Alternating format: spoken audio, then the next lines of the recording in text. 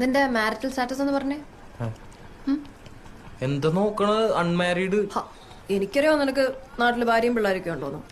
അതെന്താടി അങ്ങനെ ഒരു ടോക്ക്? ഇങ്ങനെയൊക്കെ അൺമാരീഡ് ആയിട്ട് നടന്നാ മതിയോ കൂട്ടുകാരാ?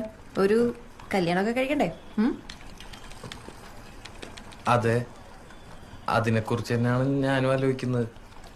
ഈ അൺമാരീഡിൽ നിന്നും മാരീഡിലേക്ക് മാറാൻ ഒരൊറ്റ യെസ് മതി. ആരുടെ? പെണ്ണിന്റെ അച്ഛന്റെയോ? അല്ല, പെൺകുട്ടിയുടെ. അതേത് പെണ്ണ്?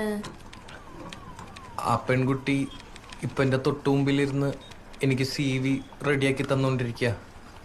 ഓ ഐ സി. നീ എന്നെ പ്രപ്പോസ് ചെയ്താണോ ഇപ്പൊ കേട്ടെ? കേട്ടിട്ട് എന്തോന്നി? എനിക്ക് കിട്ടാവുന്നതിൽ വെച്ച് ഏറ്റവും വേർസ്റ്റ് പ്രപ്പോസലാന്ന് തോന്നി. എനിക്കെന്നല്ല, ഏതൊരു പെണ്ണിനും.